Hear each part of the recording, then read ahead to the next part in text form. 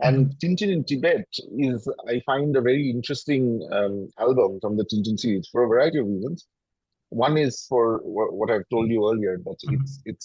it's not an original thought, but it's a story without villains, Mhm. right?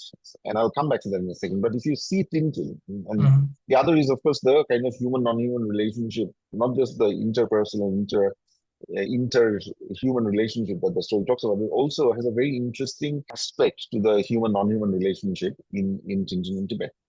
Now, if you see, say the first Tintin comic, Tintin in Congo, Mhm. it is profoundly racist.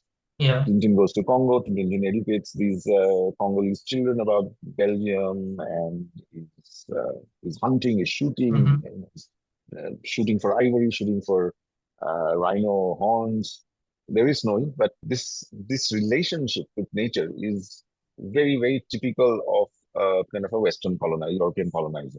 Mhm. So it's straight up domination of nature, exploitation of Mhm. nature, what have you. By the time you come to Tintin in Tibet, Mhm. you see a remarkable transformation. So first, um, it is Tintin going to sort of trying to rescue Chang when others have Mhm. given up. You could read it as a kind of white savior mentality, but I think it's a little more than that. That the fact that he Mhm. risks his life to go there. So you see a certain transformation of racial relations, or at least racial understanding.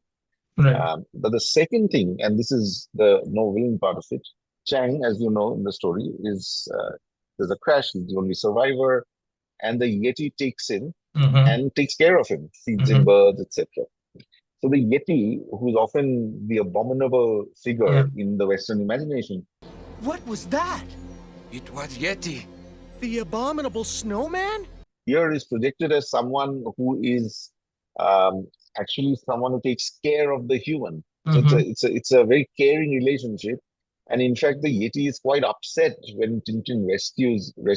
Chang. And the last scene of the last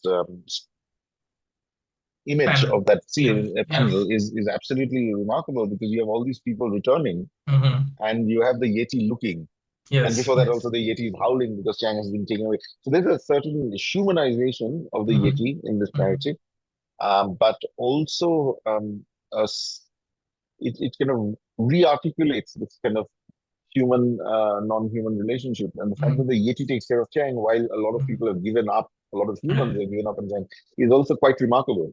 Mhm. And this also gives you a sense of what I've been trying to say about no villains. Like everyone is trying to help or at least not interfere in any way.